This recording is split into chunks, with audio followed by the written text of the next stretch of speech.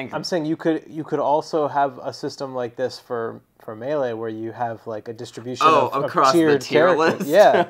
Oh god. Where like higher tier players have to play lower tier characters. I don't know. Like there's something there. That would be interesting. Anyways, continue. That would be interesting. But then you're just gonna end up seeing a bunch of low tier dittos, and I don't want that. Yeah. That's true. I had to think about it. I don't want to see the low tier dittos.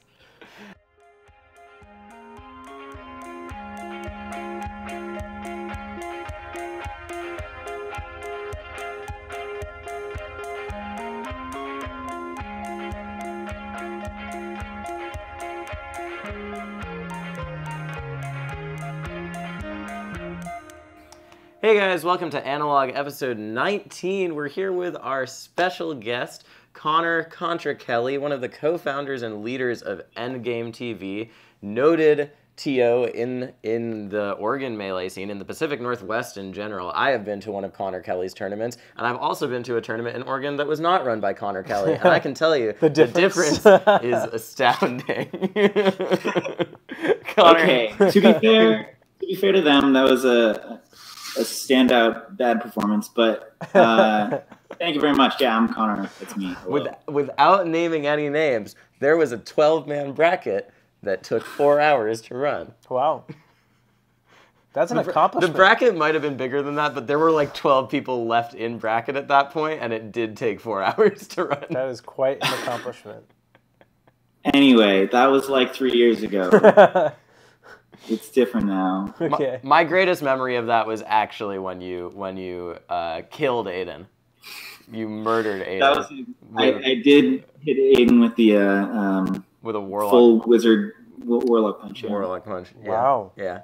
Wow. And that's why Aiden has been working as an indentured servant for Connor under the Endgame TV logo for 3 years since then. And that's why Oregon Melee is now in good shape. Yes. Is what you're saying. Exactly. Right. Yeah. Yes. But Connor, you just recently pioneered a really interesting type of Smash League up in the Pacific Northwest, which is the main thing we want to talk about. Can you explain, give us the history, the name, everything? Yeah. So, I got this idea from my mom's racquetball league. Mm-hmm.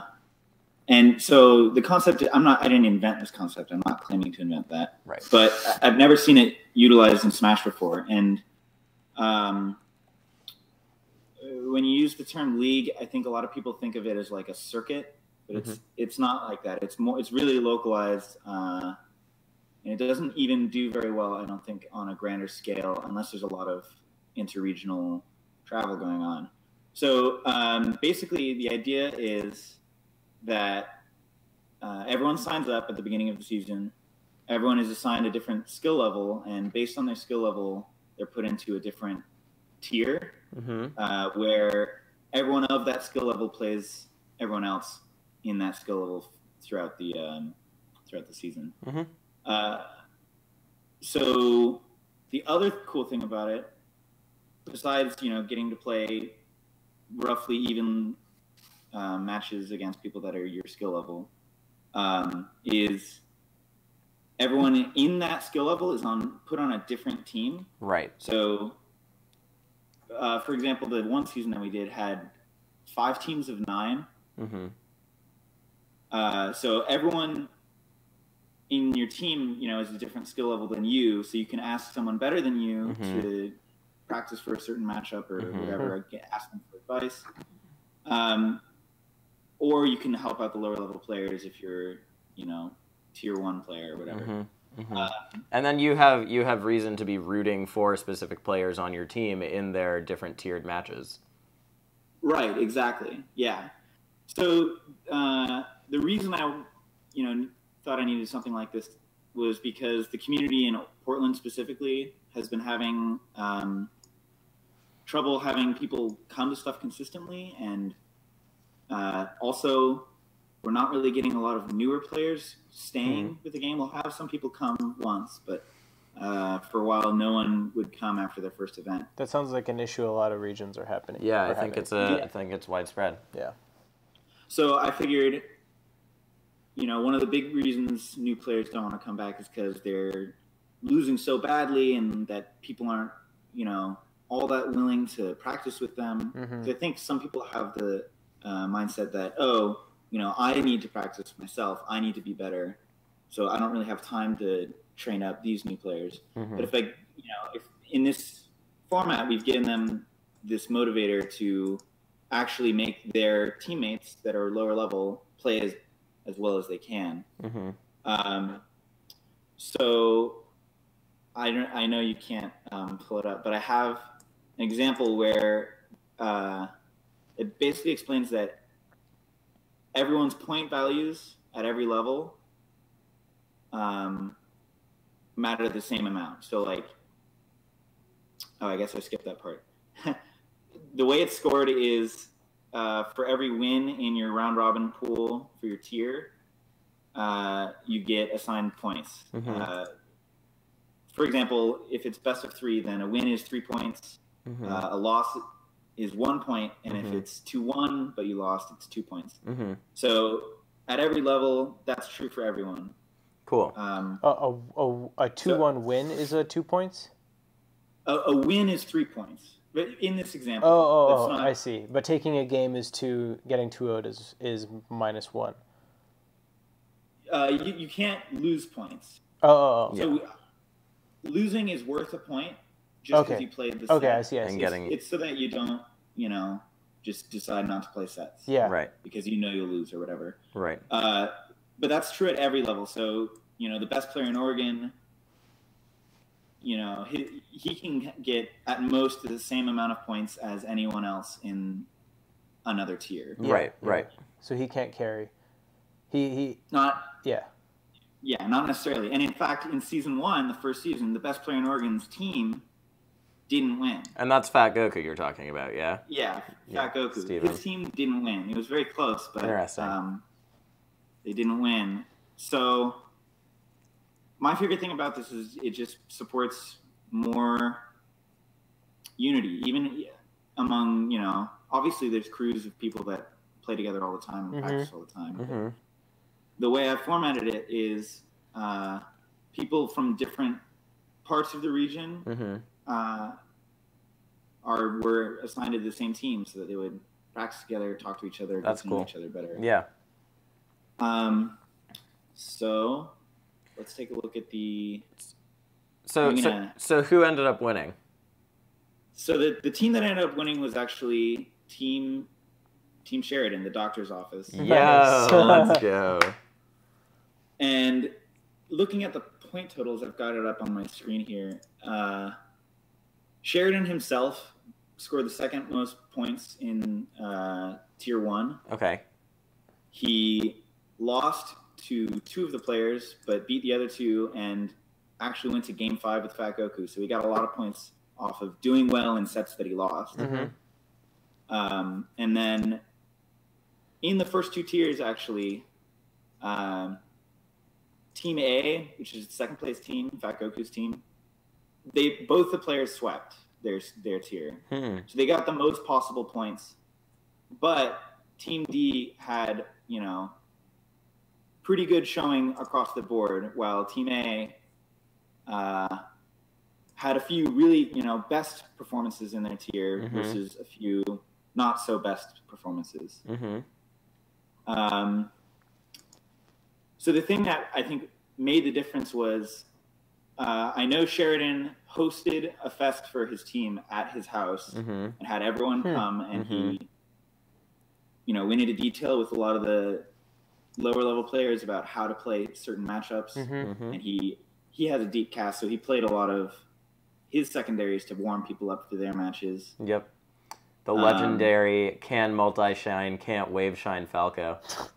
Oh, I know that very well. I'm the same way. Okay, so these events for the Intramural League, are they run as their independent events, or is it like a side event to other tournaments? No, so it's run in tandem with locals and weeklies and stuff. So okay.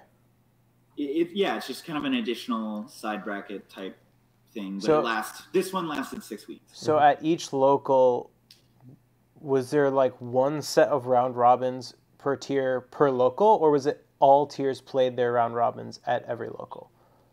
No, so how I actually formatted it was I assigned everyone one match per week. Right. Okay. Yeah, that makes sense. You get some time to prep for a specific matchup. Yeah. I see. I'm going to play Mark this. I'm going to play specifically this Mark. Yeah. It gives you some time to practice specifically for that person or for that matchup. Yeah. So the time investment is actually relatively little from like an organizational and tournament point of view. Yeah, absolutely. All you need is places that people are meeting up to play. It doesn't even need to be a tournament. So you said you It had can be just a fest. five teams of 9. So really you just need, what is that? How many matches? Every person plays 5 people?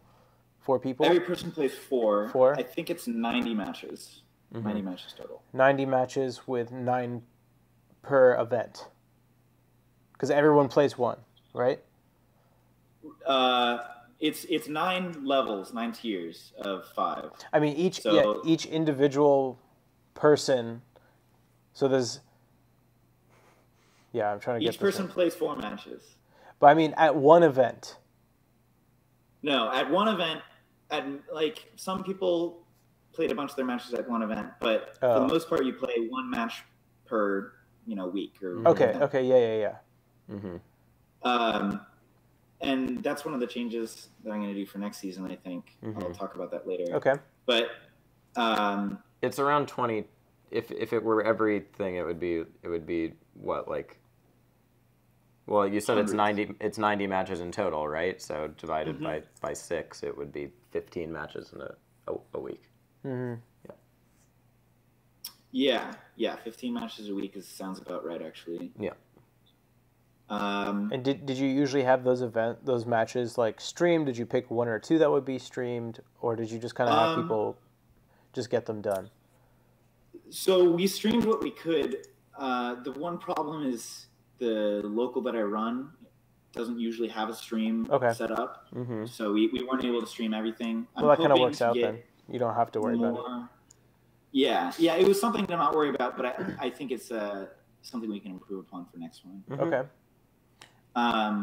Did it cost anything to enter? Yeah, so it cost $5. I wasn't like for the entire season. Yeah, for the whole season is $5. That's sick. I wasn't very strict about, like, I didn't hunt people down for it, and I didn't make people pay online, which is my mistake. So I think a bunch of people didn't end up paying, but that's totally fine. It's mostly to pay for the prizes anyway, and I wish I brought one with me, but the prizes for this one were laser engraved custom beer glasses. That's awesome. That's so sick. For future seasons, I think I'm going to try and do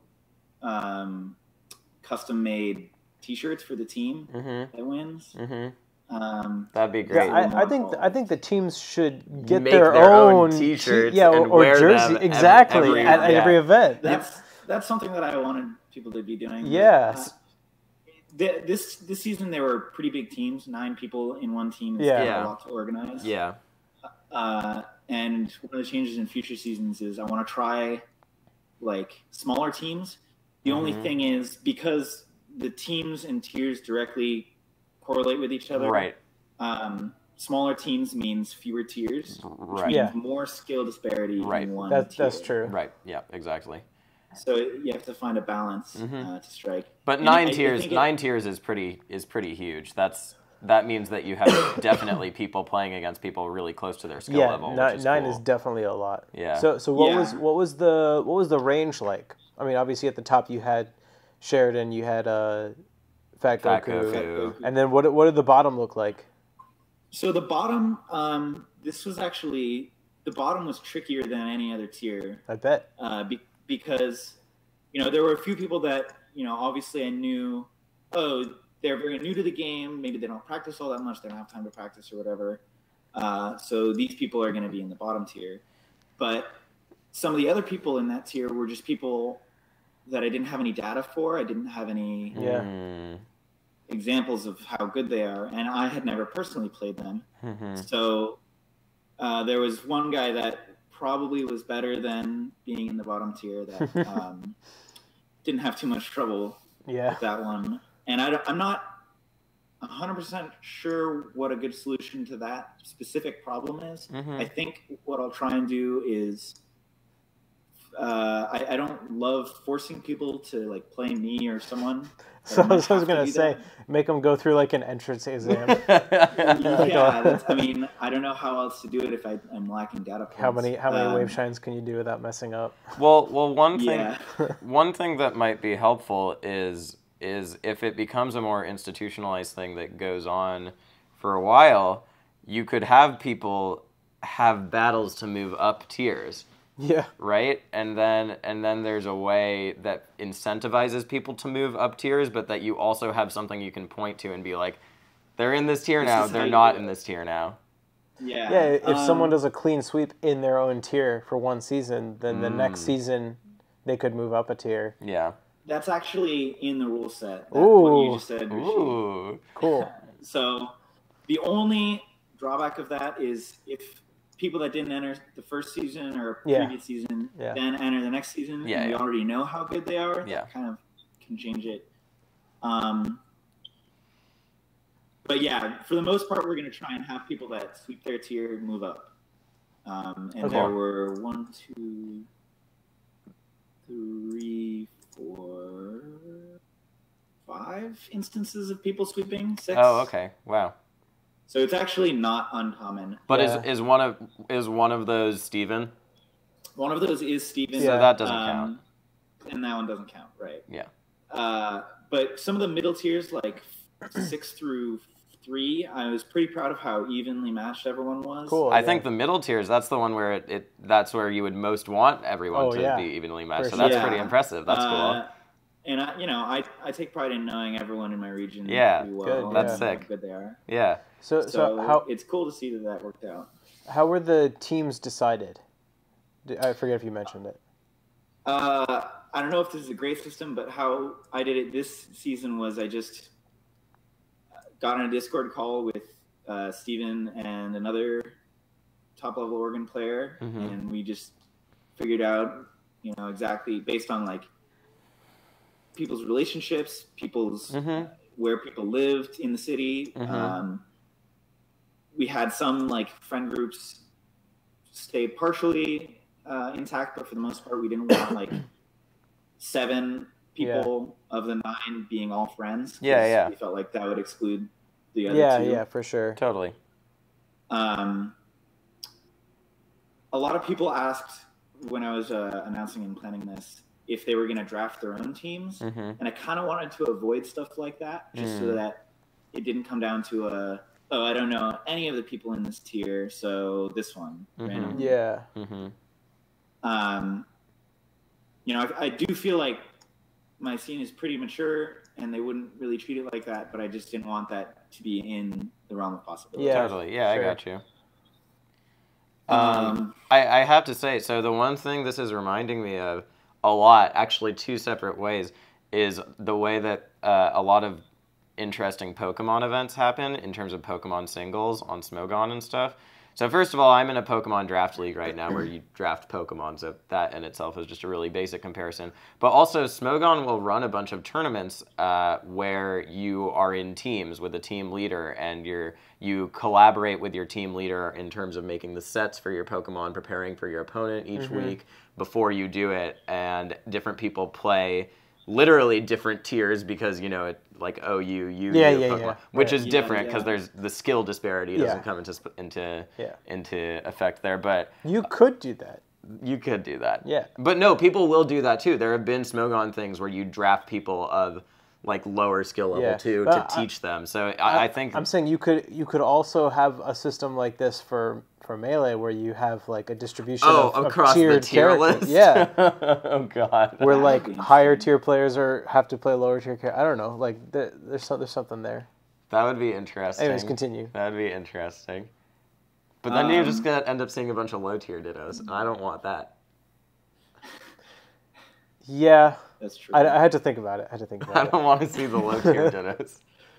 But yeah, it reminds me of that. So I think Smogon, had ups and downs with that, but a lot of the way they do that is establishing very, like, it sounds like what you did with Steven and the other Oregon player, but establishing team leaders and then using region and friendship and stuff to build around that, and trusting the team leaders as, like, sort of admins of the event who are there to teach and stuff too.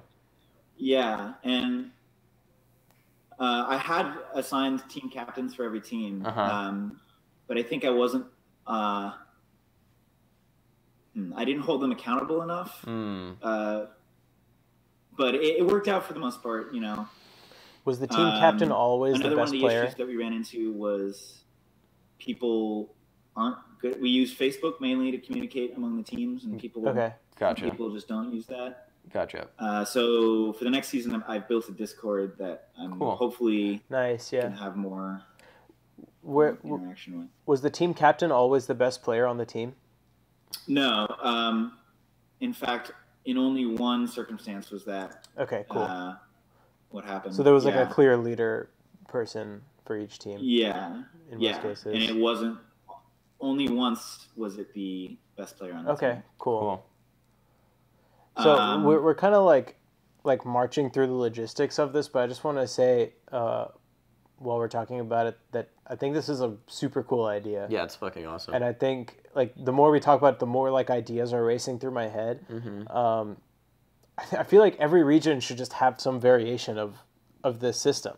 Well, the thing is, like, Melee Games is the closest thing to this that existed. Melee Games is so hard to coordinate. Which is why I was about to say, but Melee Games was hard to coordinate, and no one wanted to do it. Like, at Columbia, I tried to get people to do it, and we just stopped because it was like, what, we're going to go play, like, SBU, who we just see at every tourney anyways, and we have to pay a ton of money to enter, like, and no one wanted to do it. For Virginia schools, you'd think that we're all pretty close together, but like Laud went to William & Mary, I went to UVA, Zane went to Tech. Those schools are all at least 2-3 hours apart. Yeah. It's not like close. Yeah. You know? And then making sure everybody can make it there. Yeah. I know like Zane was still in school this past year and he had a TMG match in New York. They just day tripped up to Manhattan. Which is absurd. Yeah. And then they went back. Also, you're expecting that of, what, like 5 to 10 players who are also in school. Like, they're busy. Listen, I just think it is no surprise that the iterations of the Melee games that were the most successful were the earliest ones, when it was more regionally confined, because that's closest to this, and what this does is it gives people a reason to come out to locals, which is what everyone's talking about, you know, how do you get people to come out to locals? Locals are dying, blah, blah, blah, whatever. So this is a really good solution to that, and I think making it more specific and keeping it regionally contained is actually, that's the way to go with it. I totally agree. Because then you foster a region personality and community, and that's great. And there are so many little aspects of the system that you've created for your region that can be tweaked for each specific region's needs. You know? Like, I obviously, right now, I'm thinking about how we could apply it to New York. To New York. And I think it would be amazing. And I'm envisioning, like, the two highest scoring teams end up deciding the championship in, like, a crew battle. Yeah, right? Because New York loves trash talk. That's one of the things. What do you say, Connor? That's one of the things that I want to do for next season. The top two scoring teams were within 4 points of each other. Really? Right. That's crazy. Like, that's crazy. Yeah. That's 2 matches. A matter of like, four matches at most. Yeah. Out of 80. Yeah. Or whatever. So I was thinking, if there's any team, if some condition is met, like 2 teams are within X amount of points of each other, then they play a crew battle out, and we could try and do some crazy system where you assign point values to stock counts or whatever. But I really just think, we're close enough in points.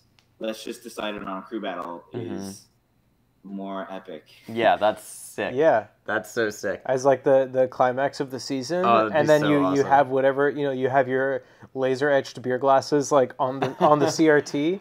I mean, that's perfect. Well, the other thing, too, so, like, in the Pokemon Draft League and that sort of stuff, what happens is you get your opponent for the week, you have a week to do your battle, right? And you just do it whenever. And so that's really easy because you do it over Wi-Fi. Yeah. But I actually think just doing that, like especially in New York, we don't have a local we can do this at anymore. Say, yeah. So everything is fests now. Yes. But what this would encourage is fests between teams, and also fests where like you just have someone come over to your house and you play your match. And then you're like, that was fun. You want to play friendlies now? I've literally been thinking about like how many people I could fit in here. Exactly, right? For that fest. Right? If we get 3 teams to come who that week you make it so they all play in a triangle, like that would be so sick. Yeah. You know? Like that's perfect for a scene like New York City right now where we don't have a local, because that's so easy to do. It's so easy. You just schedule a few matches per week, and that lasts you so long. And it's up to them to schedule too. Yeah, Make them do it. Yeah.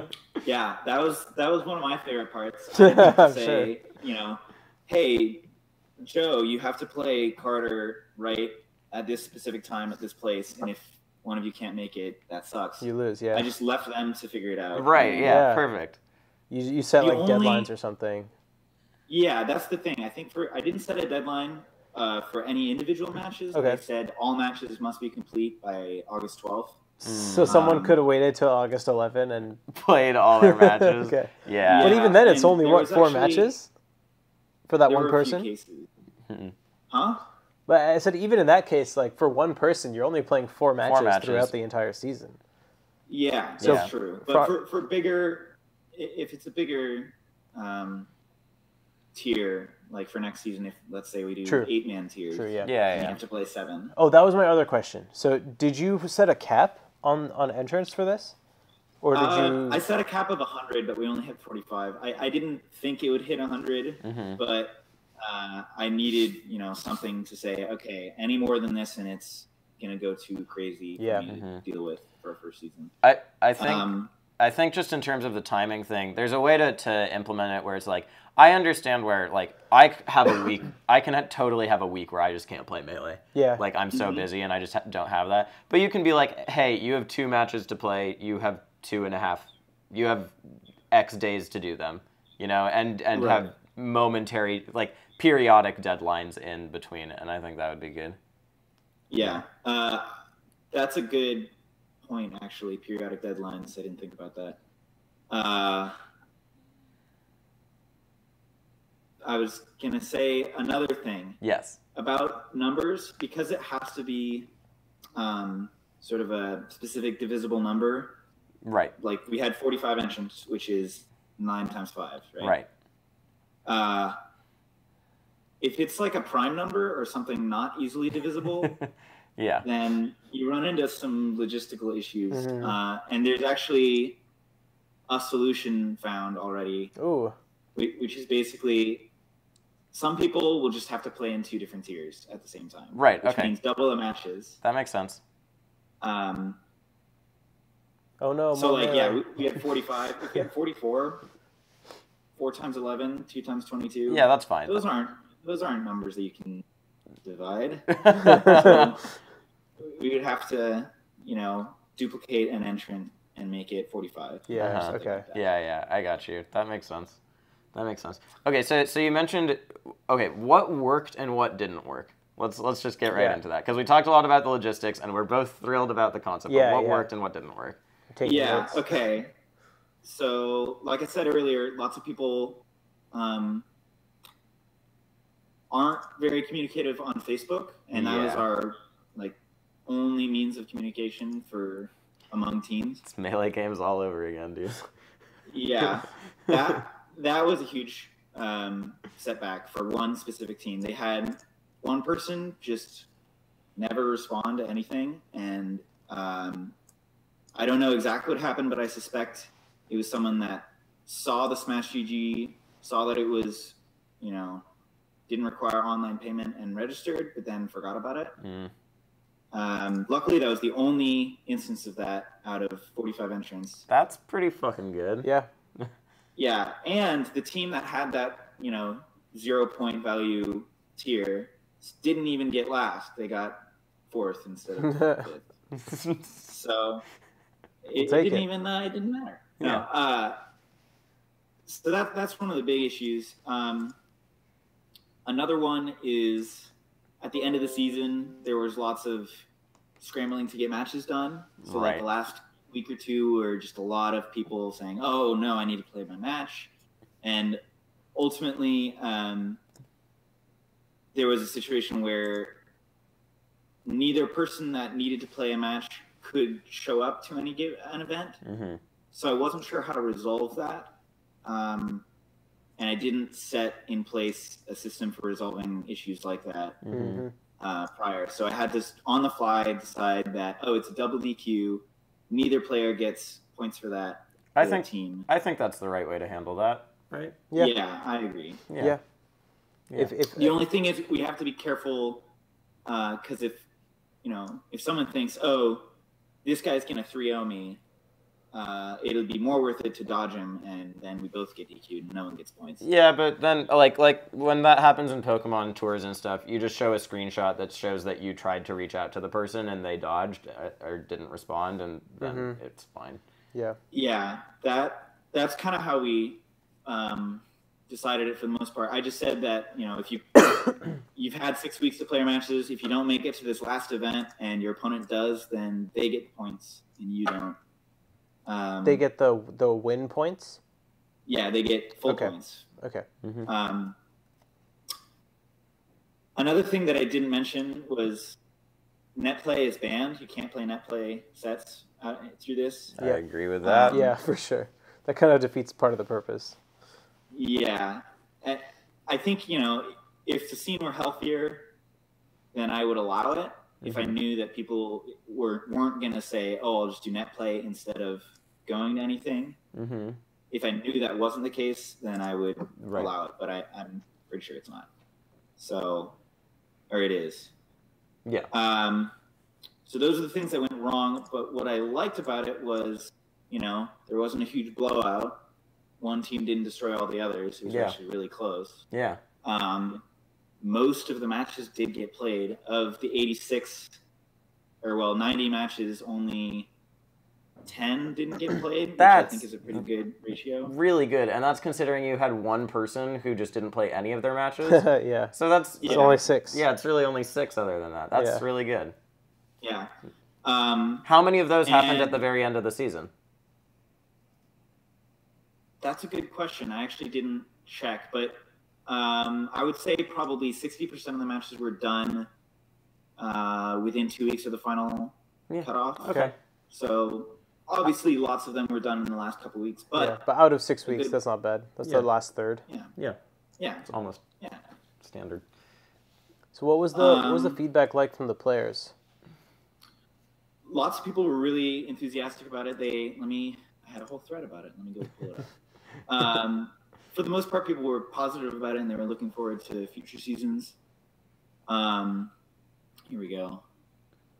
A lot of people had the complaint that at the lower levels, the seating needed to be more precise, and I agree. And that was just a system that I hadn't put in place very well. Yeah. A lot of people were part of my post included that many people didn't pay, and people were like, that's horrible, people didn't pay, and it's $5. I'm not really that worried about it. Yeah. But that is something that I am planning on resolving for next season. Mm-hmm. Put in if you don't pay by the time this thing starts, you're not in. Something like that. Yeah, you have to pay to enter. You can enter and then pay later. Yeah. And then, a match cutoff was something that people were talking about as well. Like, you can't just postpone your match indefinitely until the end of the season. Yeah. So periodic deadlines. Periodic deadlines where you assign matches, I think, is the way to do it. Yeah, like you have these 2 players, these 2 weeks, these 2 players. You can put it in waves and then obviously work around people's schedules. Yeah, I think that's the way to do it. As necessary. Right, yeah. If La Luna goes to Mexico for 2 weeks, then... Because to be completely honest, someone who is not there for 60% of the season shouldn't be doing the league. Yeah, and that's actually another thing that, part of what I said when I was telling people to register. I said, register, please do it. But if you aren't going to attend, 5 out of 6 events, or if you're not, willing to travel to people's houses or whatever, don't enter. Yeah. So how many of the matches happened at tournaments, and how much of it happened at fests or at just random encounters? I guess not random, but like at someone's house. I would guess it was about 50-50. Maybe a little in favor of tournaments, if anything. But yeah, there's lots of like, there's a pretty regular house fest that happens in Portland. Cool. And people played at that a lot. And then I know of a few cases where, neither player could go to the tournament that week, so they just met up during the week, played some sets, played some friendlies, and then that was it. That's awesome. Which I think is great. Stuff like that is exactly what I want to have. Yeah, that's sick. I really like that. Anything else you really liked about it? You're still doing that? I mean, no. I just think, for me personally, it's a challenging format to set up, but it's very simple to execute, which that's just one of the things that I like more. Execution is frustrating for tournaments. Right. And it's time consuming and it's really draining, but logistics prior, like seeding, building brackets, stuff like that. Yeah. It's really fun to me. Just seeing everything, fall into place perfectly, nicely and good. So did you just format it on Smash GG as 9 different round robins? Yeah, so did I link the Smash GG? I don't think I did. And then you just had a Google Doc where you kept track of points yourself? Yeah, I actually did most of the reporting on the Google Doc. The Smash GG doesn't have a great system in place for this specific format. Yeah. If you'll look at the results of the first season, it lists 9 people as getting first. Oh, congrats. They're all on different teams, basically. Yeah. Because it's just 9 separated round-robin pools. Yeah. Right. And I don't know. I know they just released a league function. I haven't really messed with it all that much. But I don't know if that's... This is one thing where I will send you this later, Connor. When I joined this Pokemon Draft League, I joined in the middle of the season, so I didn't really know what I was in for. I was blown away by all the stats they have in terms of like, not all of this is directly translatable, obviously, but like every time you use a Pokemon, it puts in its like the games played, the games won, the amount of times it stayed alive, the stocks taken, the Pokemon it KO'd and how much it lost, and then it gives them MVP points for that and that sort of stuff. Which I personally, it's different because the Pokemon are just my Pokemon and I'm proud of them no matter what. Yeah. So you don't want to necessarily always like rank people when it's actual people. But it was really cool seeing like, oh my God, let's go. My Tyranitar is an MVP. Sick. Yeah, that's a good point. Yeah, I think, tracking data is going to be something that whatever software I use to format it will have to be good at for that to be relevant.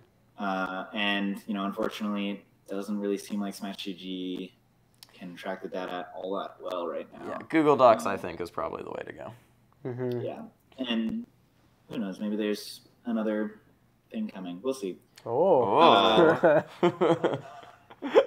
But some of the things that I want to adjust and change, I've already talked about a lot of these, but in my example, it listed 2 out of 3 being the format norm, but we actually did 3 out of 5. Okay. So the points assigned were different than in my explanation document. A 3-0, winning the set is 4 points to your team. If you win the set, regardless of how many games you dropped, you get 4 points. If you lose the set 3-0, you get 1 point. If you lose the set 3-1, it's 2, and 3-2, it's 3. Right. And me and Sheridan talked about this for a little bit, and we came to the decision that winning the set isn't valued enough in that point format. So we're gonna probably bump up winning the set another point, and keep the other values the same. That makes sense. Yes. So that's one of the big changes we're going to do. Yes. Another thing we wanted to try smaller teams, but bigger tiers. That also means we have to do a longer season. So I'm hoping to do like 9 to 12 weeks for this next one for autumn. And then also, this is still in the works and not finalized, but I want to do playoff events. So like a specific tournament for the Intramural League that starts off the event, and you can play your first matches if you want. Yep. I have a few ideas. Maybe not play matches, but like teams are assigned. Everything's announced there in person. Just like a kickoff. Exactly. Thing, right? Yeah, like a kickoff event, and then halfway through there's like a mid-season playoff. You can play more of your matches. You can play on stage. You can get guaranteed stream time. You can do crew battles with other teams. You can do all sorts of team activities, whatever. And then Scrimmage. The big one that I absolutely want to do 100% is a season finale event, where it's like, this is the last time that you can play any of your matches. And also, if there's a tie or if anything's close, crew battle. Even if people just want to, crew battle. Battles, yeah. Hell yeah. Hell yeah. Grudge matches. You get a rematch against someone who you lost. Matches, Because then, I fucking love this. This is so great. There's a lot of ways that this can be like tailored for different regions too, which is so exciting. Yeah. It's heavily adjustable. There's so much. It's so sick. That you can do with it. It's so sick. Do you have any other questions for me? That's basically all I got. No, I think that about does it. And I think my recorder is about to run out of batteries, and I need to switch it for new batteries. Good timing. So, good time. Thank you so much for telling us about it. It's such a sick system. No problem. I'm really glad we got to get you on. For sure. I'm glad you let me talk about it. Hell yeah. So if anyone out there watching this wants to ask me any questions or follow me on social media, my Twitter is @ConroKelt. That is CONNROKELT. We'll put this in the description too. Yeah, that's correct. It's gonna be right down there. Okay, great. And you can also email me at connor@endgame.tv. All right. Hell yeah. If you want to be more formal about it. But really, at me on Twitter. Any questions? If anyone wants any help setting up their own, I'd love to help.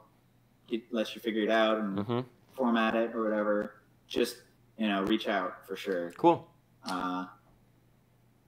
That's it. That's all. Great. Sweet. Thanks so much, man. Thanks, Connor. This is a really cool idea, and I'm really hoping to see people reach out to you. We're gonna talk to Gabe about this. Yeah. Oh, for sure. We're gonna make Gabe do this. In New York. Absolutely. So if you're in New York, watch out. Yeah. All right. Tell him to hit me up, and I'll help him. Yes, we absolutely will. We will. Thank you so much, Connor. We'll talk to you later.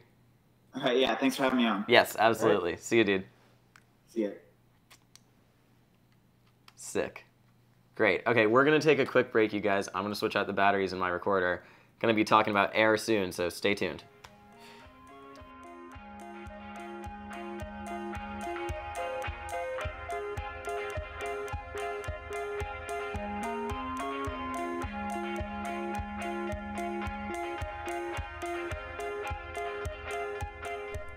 Hey guys, what's the point of going to Shine if you can't have a lobster roll? Well, that's what I'm going to be facing because I'm allergic to shellfish. Thanks so much for listening to Analog. We really appreciate it, as always. Hope you've enjoyed the episode so far. Hope you've enjoyed hearing Connor's Intramural League. It's honestly really cool. We really like it. Think it's a great idea. And you should talk to him about it if you're interested. Like he said, I think he really, really does want to talk about it. He's at ConroKelt, CONNROKELT on Twitter. Reach out to him. I really think he wants to talk about that and work on ways to make it better and possibly see it implemented in other regions. And that's what we'd like to see too. As always, thank you to our lovely, lovely patrons, Matt R., Michael G., Jordan D., Greg S., Pierre A., Sam B., Jake B., Grant Y., Gabe K., new patron, Michael E., thank you so much, and the inimitable David, just David, love that guy, just because he doesn't have a last name. Thanks so much for supporting us. We really, really appreciate it. We know we said that the patron-only Discord chat was probably going to happen last week, and it did not, and we're so sorry about that. I think just burnout from August being so crazy made it really hard, but it will. I'm trying to get Rishi to find a time. It'll happen next week. I really, really, really promise you guys. Yeah, we're going to find a time to make it work, and we're excited for that. Consider joining our Patreon if you want to become a member of that, because the only good part of that being delayed is that you can get in on it in time. Yeah, I think that about does it. Say hi to us at Shine if you see us. We love, this girl came up to me at Evo and mentioned that she's an analog listener, and it made while I was editing interviews, and it made my day, really. I really loved that. So please come and say hi if you see us. Well, me at least. And Rishi too. I think he'd be fine with that. He likes the attention. But yeah, I think that about does it. Yeah. Thanks for listening. Hope you enjoy the rest of the episode. We're going to talk about Shine, and we're going to talk about why Shine's sort of replaced Big House as the tournament to be at. So yeah, if you're interested in that, keep listening. And if not, also keep listening. Okay. Love you guys. Bye.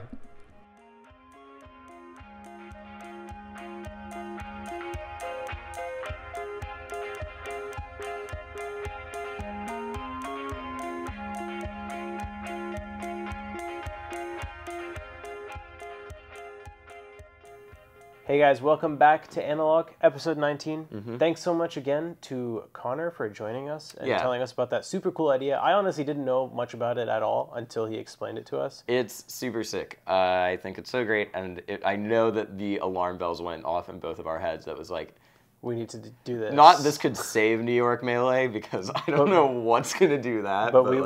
But it would just be so good for New York. It would be so good for New York. I actually, so we were talking about fests. I actually just hosted like the first fest that I've ever had in my apartment since moving here. G and Nico. Yeah, G, Nico, and Luna. Yeah. And today, La Luna sent a message to the group chat we had to organize it. He was like, "Let's do that again." When's the next fest? That was fun. Yeah. And the next fest is the day that this podcast releases. We already scheduled it. So like, that's sick. And I'm down. I want to get more people involved. You know. Yeah.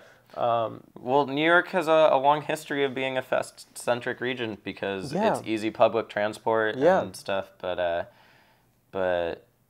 it's hard. One of the problems with there being no tournaments is that you don't.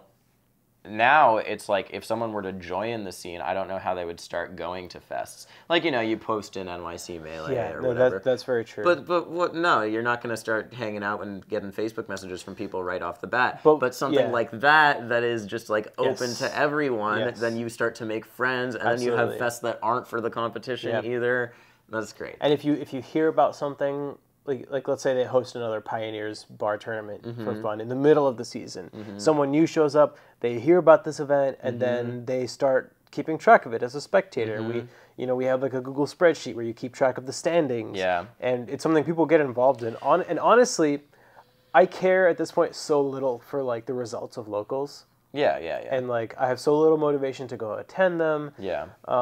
Especially when there's already a regional major tournament saturation where there's a tournament every weekend where it's like there was a tournament this weekend and it was called Super Smashed Out.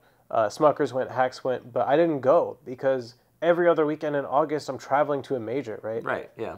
But something like this gives people I think something like this is really good for players of all levels. Because players who are typically at the lower end of a regional rankings have they go and maybe they'll play friendlies, but that all depends on their own motivation. Generally, they're going to go 0-2. Right. The top level players may or may not care about going to locals. Right. Because they want to focus on the bigger events. Yeah. But something like this gives us, we can get invested in it.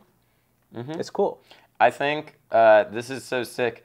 Like, so I made the comparison to the Pokemon stuff. Like, so there's this one Pokemon YouTuber who is probably the most popular Pokemon YouTuber, PokeAim MD, and he just plays every format and he plays all these team tournaments and stuff. And like his team for his team tournament is called like the Bronx Beartics, and then it's like awesome. That's fucking sick. If we did like regional crews and shit, that would be so So cool. Yeah.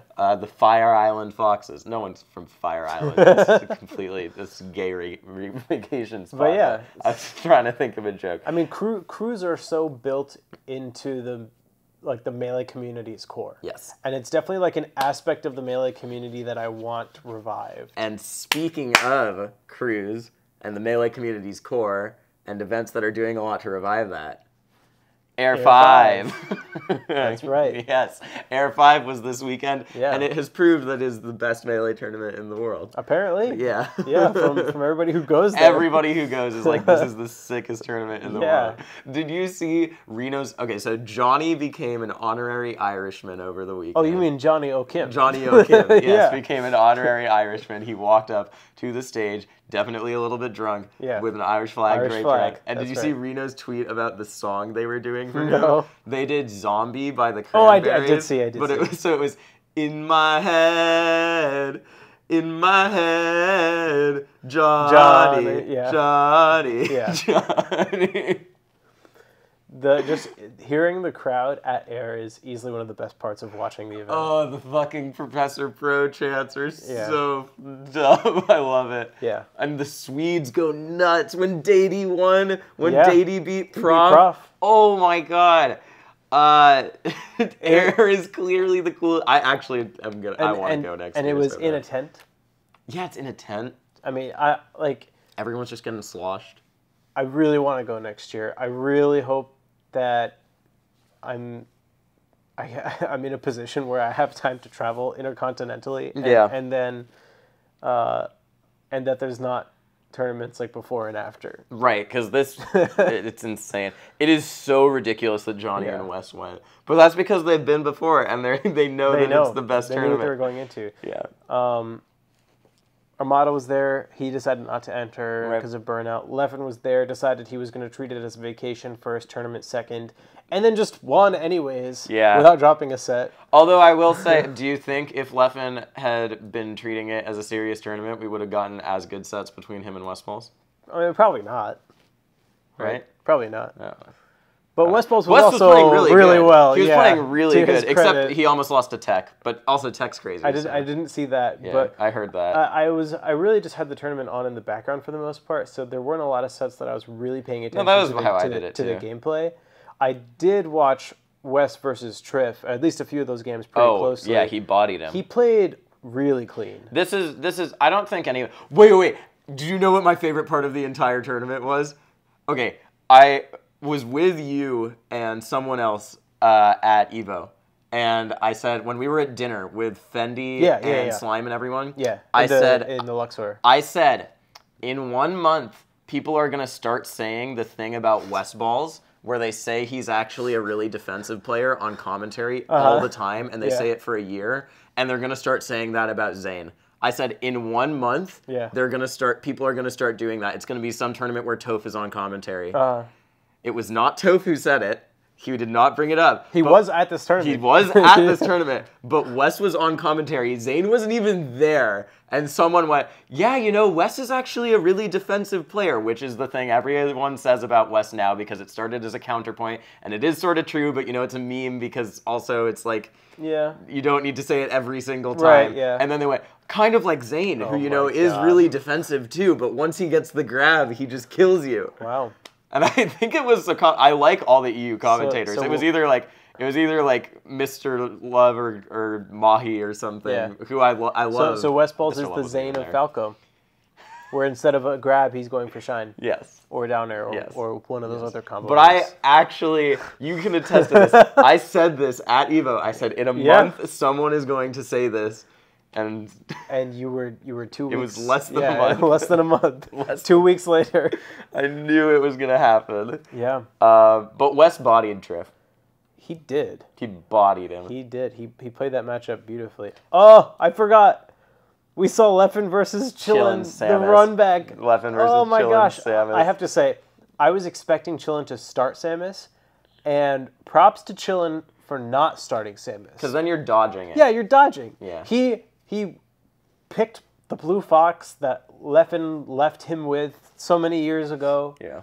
And he tried his heart out. And you know what? He put up a decent fight. He didn't play that bad. Yeah, no, he didn't. I mean, he definitely dropped a couple. It honestly looked a lot like the first set, if I'm being totally honest. Yeah. But considering how much better Leffen is now than he was then, and how much worse Chillin is now than he was then. Yeah, and the reasons that there were drops were completely different. It was because Chillin doesn't play the game anymore. Yeah. It's not because Chillin was. You could also tell like he was. I don't know. I mean, there's a lot going on into that set. Yeah. But props to both of them for sitting down and taking it seriously. Dude, Chillin didn't have Chillin. No, he had a decent for a retired player. Yeah. Did pretty good. He got 17th. That's not bad. He lost to Leffen and Mint. Mint's really fucking good. Mint is like 3rd in the UK, isn't he? Something like that. I don't know who Mint is. He's an Irish fox who plays Green Fox, and his name is Why is his tag not Irish Fox? Because Mint is green. Tag. Mint is green anyways, and he plays Green Fox. Yeah. Mints don't have to be green. The plant mint is green. Oh, like the. You know it exists in a herbaceous form too, right? Yeah. It's not just a. You're right. Oh, and he beat Weedle. Yeah. Weedle's good. Weedle's good. Weedle's like something in Philadelphia. Or was. Yeah. Who does Present is a fox, right? Present's a fox. And he beat Over. Yeah, him and Nikki had a really weird or a really exciting game to make top 8. Nikki being like a 17-year-old fox. I remember seeing that come on, yeah. Yeah. Ice and Vanity Angel had an exciting set, game 5. Mm-hmm. S2J and Ice had an exciting set, and I tweeted about that one because the PAL, I don't know if you saw my tweet, but the PAL Fox up-B goes shorter than NTSC. Yeah, and I lost Johnny that one. Yeah, I was pointing out how it's not a strict nerf just because it goes shorter. Johnny sort of bodied Ice in losers, though. Yeah. It was not close. What was I about to say? I was about to say something. Go back to the previous part of bracket. I was going to say that, unfortunately, the people I wanted to do well at this tournament did not do amazingly well. Who did you want to do well? Amsa, Nebby. Oh, Nebby, yeah. Amsa, Nebby, and Mahi. Nebby lost to Nikki. Nebby lost to Nikki, which is cool. And yeah, Nebby's a really player we talked about. Nebby's a really happy guy, so I think he was fine with it. And then he lost to... Oh, Frenzy was here too. Yeah, Frenzy was here. He didn't do that amazing, I don't think. Who'd Nebby lose to in losers? It's 2 Bs, yeah. He lost to VA, which is a really hard matchup. Yeah. Frenzy, I did watch Frenzy beat Slim Shady. Mm-hmm. He lost to Prof. And Amsa. So this was a weird thing about this tournament. Ringler went? He did? He's right there. Oh. He lost to Tech and Maxi. He got double puffed. Oh, wow. That's DK really destroys funny. Puff, dude. All right. One thing about this tournament that was really weird is everyone was seeded into winners out of pools. Yeah. And that meant that you had some interesting matchups very early because Over got upset in round 1 pools by Slim Shady. Oh, I didn't realize that. Yeah, by Slim Shady. So Over was a 2nd seed. So he played Amsa. So he played Amsa round 2 and beat Amsa, which is I was really sad about because I'm a huge Amsa fan. And then Amsa just has to go into losers, and he plays Ice to make top 8. Doing round robin and seeding everyone into winners always kind of frustrates me because you have to do winners bracket seeding by hand with manual swaps. Yeah. Because of the way Smash GG does it. Because it takes your master seed list and seeds everybody back into bracket exactly where they were. Yeah. I remember we had to do this for Pound Underground. We stayed for like an extra hour on Saturday night so that Lod could help Plank seed the whole bracket and do all the manual swaps. I'm not a huge fan of it. It leads to things like it was at Heir last year or 2 years ago when Westballs lost to that random Mewtwo or whatever. And like or he went Mewtwo one game, is that what happened? Yeah, he went Mewtwo like one game and he lost. And like when Reeve beat SFAT at Eden and there was a debate like, do we now reseed the whole thing to give Reeve a lower 1 seed? Or do we maintain the integrity of the seeding and have Reeve be the first seed in bracket? Yeah. And they did reseed it. Yeah. And then in the case of Pound, they did not reseed it, which is what you're supposed to do, honestly.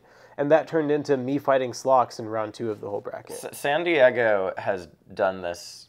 San Diego TOs, talk to Chroma about this if you guys are really interested about it. Just Chroma is a very good bracketologist, and he's one of the better people, I think, at explaining the logic behind seeding decisions and like why certain things work better than others. So he's good at that. Nintendo's really good at it too. Yeah. I don't always agree with Nintendo's decisions, but he's good at explaining them. Yeah. In all fairness, I didn't really hear that many complaints about it for this tournament, except for AMSA getting upset. It just sucks for AMSA, and I don't think AMSA complained about it either. I didn't hear it from him. People were just like, yeah, that sucks that happened. I just wanted him to do well. But no, the three players I wanted to make top 8 really bad, like who were maybe on the fringe of making top 8, were AMSA, Mahi, and how did Mahi do? He got 13th, I think, or 17th. He lost to S2J and Unhaven? Yeah, he got... Who was Unhaven? He got 17th. I definitely have heard Unhaven's name before, but... I don't know who that is. Yeah. So Frenzy, Mahi, Nebi all got 17th, and then AMSA got 9th. Yeah. But all in all, like, really fun tournament to watch. From what we hear, amazing tournament to be at. I mean, you can just tell how excited the crowd is at all times. One of the better TriCast commentaries that we've had in a while, too. It was Mahi, Zoo, and... Armada? No. There were 2 TriCasts. So Armada was on for top 48. Armada's a good commentator. And that was Armada, Zoo, and someone else. I forget who. But then it was Mahi, Zoo, and I forget who the third person was for top 8, and that was cool. Mahi's an amazing commentator. Yeah, he is. He's so fucking good. Dude, the only thing I wanted more of from commentary, though, was Fauster. I just want more of him. Well, yeah, Fauster, more and more. Fauster Toph was really That was fun. an awesome duo, yeah. But I'm so happy that Mahi got top 8. He's, like, I cannot overstate this enough. I see Mahi as, like, the not retired Sleepy K of EU in terms of how he does on commentary. He's really charismatic. He is really well spoken and has really good diction and everything. Yeah. But he's so analytical and can do stuff like break down situations really fast because he's an amazing player. Like Mahi is probably a top 100 caliber level player. He just doesn't get to travel. He's #1 in France. He's like 11th in Europe or 10th in Europe, something like that. 9th. He's 9th or 10th. Yeah. Nebi is 11th. Yeah. So let's change gears a little bit and talk big picture. Big picture. Because now that we've experienced so many tournaments back to back in a variety of forms, we can start to compare them a bit. Brief thing before this, because I don't think I ever actually figured out. Was Heir UCF? I think it was. It has to have been, right? I think it was. Right? Okay. Yeah. Yeah. I'm almost positive that it was. The fuck it, we're doing it on their homepage is just, it means running UCF.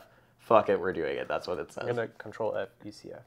Yes. There's just it's a header. It says UCF, and then the body text is we will be running UCF at Heir. And then beneath that it has just their a picture team, of all which of them is just drinking. everyone drinking. Oh, that is not a beer. That is a bottle of something stronger. Yeah. I don't know what this is. Yeah. Okay. Anyways, I love the aesthetic too. That it's like drawn onto cardboard. Yeah.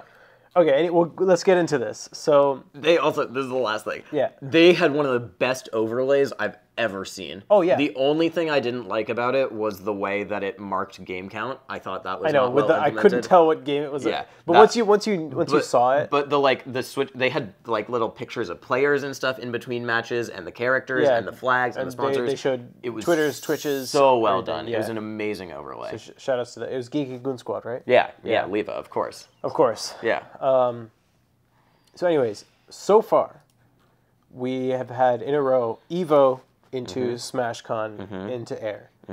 So Evo is always Evo. Right, Evo is something, we talked about this, it's 2 out of 3, and they don't treat us that well, but it's magical tournament, and the 2 out of 3 makes it unique. It's the world stage. Yeah. And I don't remember, I'm pretty sure we talked about this, where I think 2 out of 3 is overblown, right? I don't think it's actually that big of a deal. No, it's cool, and it's cool. Yeah.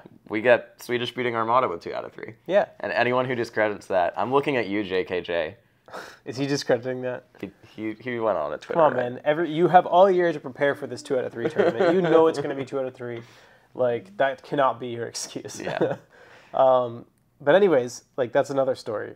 It's overblown, guys. It's not that big of a deal. Okay, but that's what makes EVO special. It's the world stage. You get to see it's as glorious as it gets, right? Now SmashCon.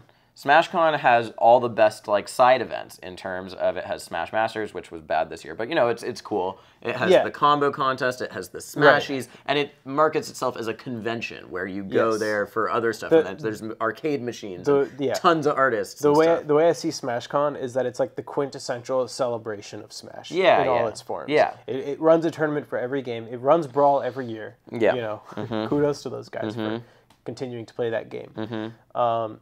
It's just like you go there, and that's it. It's just Smash all day, everywhere. There's nothing else like super unique beyond just as much Smash as you can take in. Right. Then we went over what makes Heir special. It's grassroots. It's on cardboard. It's fucking sick as fuck. It's definitely got a more like. It feels more like old school Melee than any of these other tournaments, and it's definitely. I don't even think they had other. Yeah, it's just Melee. Yeah. There's no other Smash games there. It's just Melee. Their logo has beer, you know, right up in your face. Yep. You get a very clear sense of like what the feel is for it. It took place in a tent. Yeah. Like if you need to know any more about this tournament. Yeah. So next weekend is Shine. Yeah. And this is where it gets harder to determine what makes a tournament special. Yeah. So it is getting harder. So Shine has a few things. It has the lane swap thing, and it has. Yeah, I don't even know anything about that. But it had that, and then it has crews, like your own crews with your teammates. So Friday, for those of you who haven't been to Shine before, Friday is all of teams and all of crews. They get it all done on Friday. Yep. Saturday, all day is singles. Yep. Sunday, top 8. That's the tournament. Yeah. It's clean. And it's in Boston.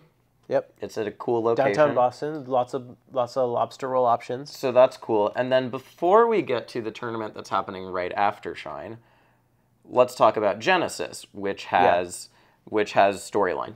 Genesis is the storyline tournament. Yeah, it's the oldest tournament that was run this year for Smash. So barring EVO, SmashCon is still relatively new. It's our Grand Slam. Yeah, that's a good way to put it. It's our Grand Slam. The closest thing that we would have is Pound if we had Pound in the last 2 years. We only had a regional version of it this year, and there was no Pound 2017. So let's talk about Big House. Yeah.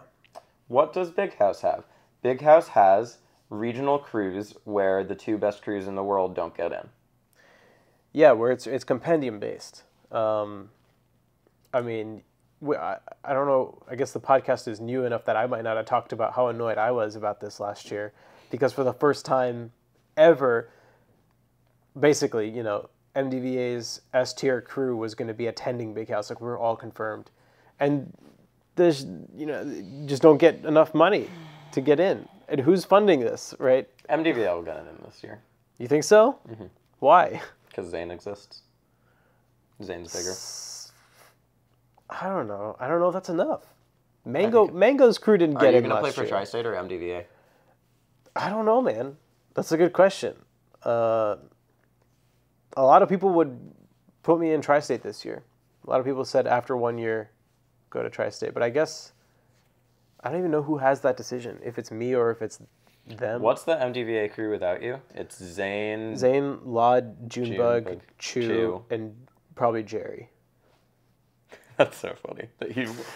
He was 6, and then he switched to Puff, and he became not even worth considering as a power ranked player. And then 2 months later, he's back to number 6 from MDVA. Basically, that's so fucking funny. Oh, Jerry, what a player! Jeez, his Puff was so bad 2 weeks ago or 2 months ago. It was so bad. Oh, man. He just beats Ice and SFET. Anyways. Big House, for a long time, its pedigree was it's the best run tournament. It's the only one that's happening consistently that has multiple years of it going. Yeah. And it's the second. Is it? How old is Big House? 8 years. It's our second oldest. Yeah. Currently running tournament. Currently running tournament. Yeah, not counting. Yeah, it's our second oldest. Yeah, Genesis and then and then Big Big House. House. Yeah. Big House also does have a lot of history. Right. We don't quite associate it with as much as we do Genesis. It doesn't feel like the Grand Slam that Genesis feels like. No. But it was the best 4 years ago when Genesis was not happening and Pound was not happening. Big House was our biggest tournament of the year. It was the place to be. It was the storyline tournament. And then, honestly, a big part of why I think it is less that now is, and there's just like, this is just complete luck. It just had some really boring top 8s 2 years in a row. There was the Ice top 8 where Ice got third was super boring until Mango fired up. Right. But up till that point, it was so lame, and it was just 3-0s, and that was when Hungrybox was rolling around on the stage, and it was like, that was just a dumb top 8. Or maybe that wasn't even the one where he was rolling around on the stage. But there were 2 Big House top 8s in a row that were just sort of like meh. Yeah. And then one of them, ended with Mango winning, and so that was cool. But other than that, that top 8 was so lame. So I've only been to one Big House. Oh, really? Yeah, I went last year. And I heard that the area that it was in 2 years ago was awesome. For a given definition of awesome. Or like there was stuff there, like there was food and whatever.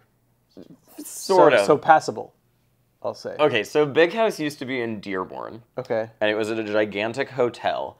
And then across a gigantic parking lot, there was a shopping center. Yeah, that's what it was. And the shopping center had food and stuff. And then there was a TGI Fridays off to the side. It still closed pretty early. It wasn't like you could go out and get food late. But there was food you could get. It was pretty shitty. It's like a very not lively area. And also at Big House 3 years ago, someone got shot outside the TGI Fridays on Sunday. But it was like... No one loved the area while we were there. It was just where we were. It was just like, yeah. The only thing about it is that people went wild. It was because the only place you could really stay was that hotel and that convention center. People went fucking wild in the lobby. I saw Nick M. Whittier break down in tears multiple times. Nice. Like in 2 different years because the pool was closed. That's like tragic. just in the lobby. But then we moved to Detroit. The location last year. It's so weird because you would think, oh, it's Detroit, it's a major city, and it'll be better. Everything closed by 6. There was a Domino's close to Big House. I've told this story so many times I don't remember if I've said it on the podcast before. There was a Domino's sort of close to Big House last year. It was like a 5-10 minute walk. Yeah. That was where I got food after I landed on my flight. It was the only thing open. On Sunday evening, some friends and I went to go try and get food, or maybe Saturday evening, went to go try and get food from that Domino's at like 8 p.m. Yeah. And they close at 9 or 10, right? It was at one of those times. And we get to the Domino's and we look in and we try to open it and the door's locked and we look in and all the lights are on and all the workers are there and we wave at them and the workers just look at us sort of dead-eyed and then they just look away. And they just wouldn't let us in. That happened to me at a different restaurant where there were still customers inside. Yeah, there were still customers in that Domino's too. They're just like, we're done serving people for the day. We didn't even notice, but we walked past and we looked in and there were customers in there already. And so that happened, so that happened to me at a different restaurant, and then it also happened to us as the customers who were already inside. Like we saw other people get turned away. This was Sunday. And this was like 3:30 in the afternoon. It was like a motley crew of MDVA people and like European smashers. Right. And we were just like talking, and then people like try and walk in, and the employees are just like they shake their head and the door is locked, and then the other people just leave. I was like, what time is it? It's really only 3:30. The only place that was consistently open every night was Shake Shack. And to be fair, like, I like Shake Shack. Was the Shake Shack close, though? It was like a 10-15 minute walk. Oh, I didn't even go there. Yeah, we would only go, like, at the end of the night. We're not going there in the middle of the day. Yeah. Like, to be fair, I like Shake Shack, but I'm not getting Shake Shack for, 6 times in one weekend. Yeah. Is it in the same location? I just knew I wasn't going to go for a long time, so I haven't paid any attention to Big House. I don't even know. So here's the thing. So it came down to me deciding, am I going to go to Shine or am I going to go to Big House? And I'm moving into a new apartment in 2 days on the day that this is going to be coming out, and then I leave for Big House the next day. Shine. Or for Shine the next day. It is absolutely, it's the same place, right? That sounds familiar. Yeah. Or is it? I don't know. Maybe not. I don't think it is. You don't think it's the same place? Well, wait. Maybe it's the Cobo Center, isn't it? 1 Washington Boulevard. Zoom out. No, it's the same place. Okay. I think. Yeah, it was like by the water, yeah, right? that's it. Logistically, made no sense for me to go to Shine. No sense whatsoever. I should have gone to Big House. I already went to Evo this month. Yeah. And I was, I'm traveling to Colorado at the end of the month. So I'm going to be out of town 3 different weeks of the year. Yeah. And Pokemon Worlds is this weekend. And Kellen was willing to send me to Pokemon Worlds to do interviews. But I'm going to Shine. Yeah. Because I don't see any reason to go to Big House over Shine if I can choose between the two. Shine is also run by a super experienced TO staff. That's like one of the huge pluses of it is that it's she and Matt running it. This is Shine's 3rd year? Yeah. So I didn't go the first year. I went last year. That was also my first time. Last year was awesome. It was so sick. It was one of my favorite tournament experiences of the entire year. Friday was like so relaxed because we're getting teams out of the way. Yeah. Cruise with the homies was really fun. Yeah. And then day 2, it's like, all right, I can just focus on singles. So I mentioned this before. Since Lod's in med school now, I just decided to not enter teams this year. So I'm actually just getting there Friday night.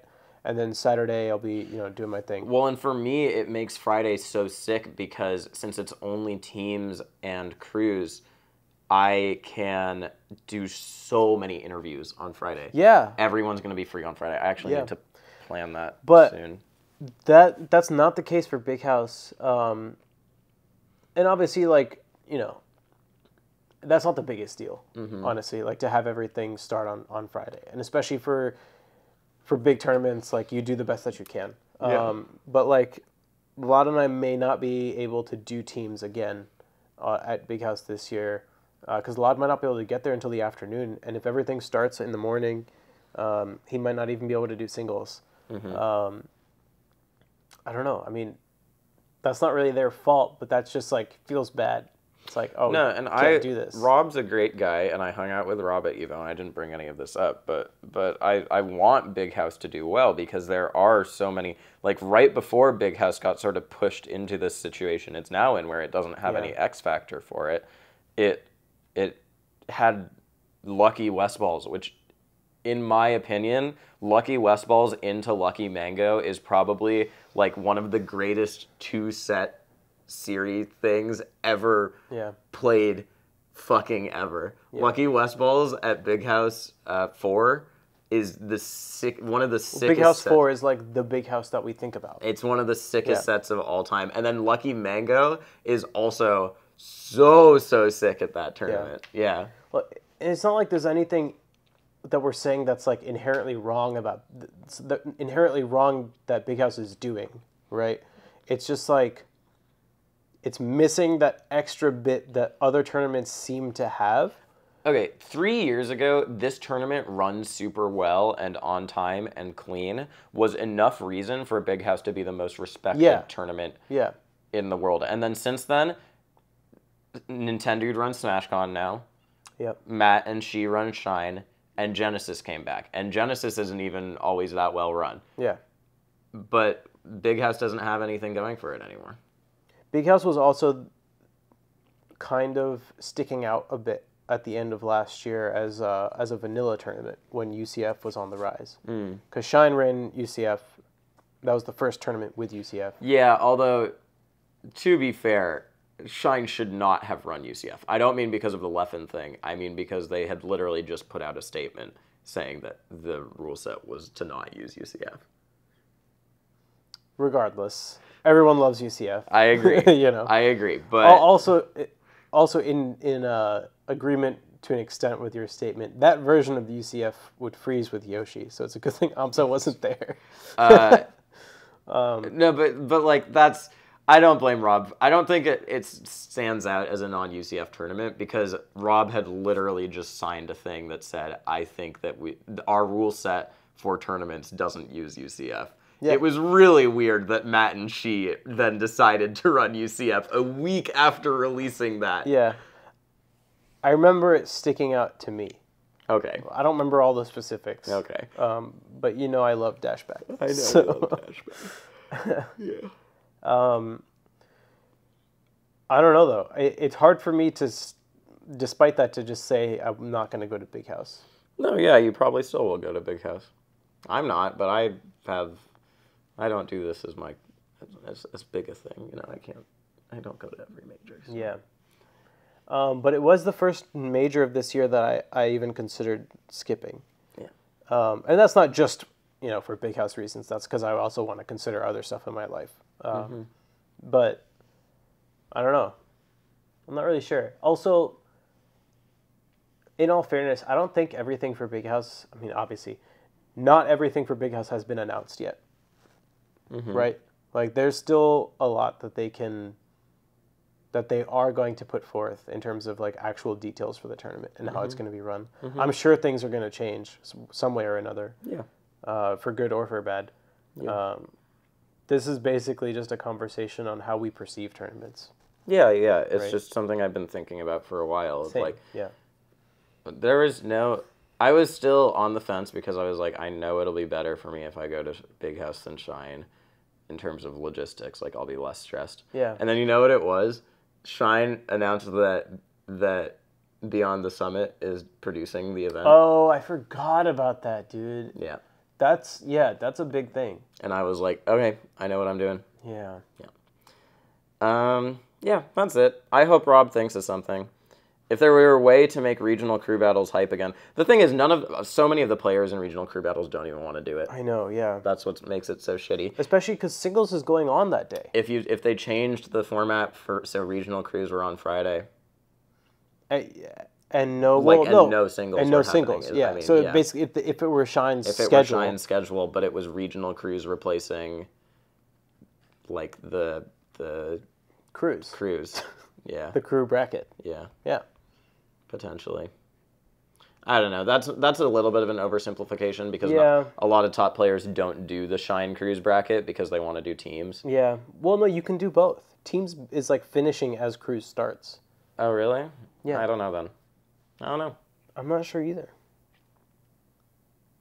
Is there a big entrant disparity between Shine and Big House? Does Big House need to accommodate more entrants? Shine is 940 something.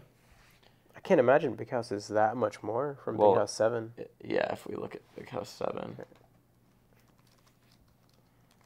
Yeah, Shine is 900. I mean, I'm pretty sure it's more than 1,000, but 40. Oh, it is a lot more. Okay, yeah, 1,500. So there you go. Yeah. Obviously, they didn't have any trouble with getting players to come since it was at 1,500 attendance last year. But, God damn it. That's going to finish our episode because my camera just died. I don't really have any, like, wrap-up thoughts for this anyways. No. We're just kind of, like, laying out perceptions. Yep. So we'll call this part 1 of pre-Big House 7. Pre-Big House 8 discussion. And we'll talk about it again. When we have more information. Yeah. But you guys know what to expect next week. Next week it'll be Shine. And we will both be there, so... And I will be tired because my flight back from Shine leaves at 6 a.m. the morning after Shine. You're flying? Yeah. I took the train last year. I just couldn't afford that much time sync. I'm just taking a bus. Yeah. How long's the bus? 4 hours. That's about how long the train was last year. But it's $20. But you're taking it back next Monday? Yeah. So I took the train back last year on Sunday evening, and it just, like, shot my whole I got you. That's the difference. Yeah. My bus tickets are $20 though, so. That's pretty good. And I'm staying with Anoke, so. Nice. I am paying the entry fee for Shine. Sick. I might break even on Shine. That's pretty good. Yeah. Well, I mean, I will because I'm doing I'm going to make money at Shine actually because I'm doing commentary. There you go. Stay tuned for that. Same, actually. Yeah, I know. Yeah. But yeah, that's all from us, guys. As I said, my camera's dead. I'm not bothering getting another battery. Yeah, no, we're finishing this up. We were done anyways. You know where to follow us. I guess the overlay will still be up. Yeah. Right now. But make sure you tune in to Shine this weekend because we will both be there and we will both be on the mic. And I'll be playing. Sweet. I've actually been practicing. Let's go. For once in my life. I really want to do well at Shine, and I want to not let my crew down. You got this. I did okay. I made some plays for my crew last year. I was with Brandon and some other people. It was fun. Dude, our crew last year was so funny. It was just I'm gonna pull it up real quick before we finish up. Mm-hmm. I forget. I think we just called ourselves I think that was like one of the OG Prince Abu fan clubs. Oh, I think that's right. Yeah, I think that's right. And it was all the brown players. Yeah, it was me, Lod, Zane, Drunk Sloth, and Chillin', I'm pretty sure. And dude, against Prince Abu fan club, 3rd place. We tied with Ontario. There's no way to check who's on which team though. Go down. I think NorCal. Oh, is there no? I was NorCal C team. That's us. Yeah. Yeah. The best crew this year by far is Master Splinter and the Ninja Turtles, which is Hugs. Oh no. Goomy, YCZ, Dark Genix, and the Swooper. That is so funny. Yeah. Oh my god. Yeah, it's Hugo and four young Samus mains who can do things with Samus Hugo doesn't even know exist. Like the Zaire ledge cancel dash attack regrab. I can't wait for Leon to pull that off in cruise. Oh my god. Yeah, I'm so excited for that team. If that happens, that will be the title of next week's episode. Yeah. I'm on a team with all Smash writers. Nice. It's me, Anoke, Dingus, Marco, and who's our last one? We added them late. Who is it? No, wait. Me, Anoke, Dingus, Marco. I forget. I'm so sorry. The pen is mightier than the disjoint. I forget what we ended up naming us. You should name it whatever I just said, because that was... The pen is mightier than the disjoint? Yeah. It's something writing of course based. Oh, Damien 343, of course. Yep. Okay, that's it from us, everyone. Yep. Goodbye. We love you. We'll see you next week.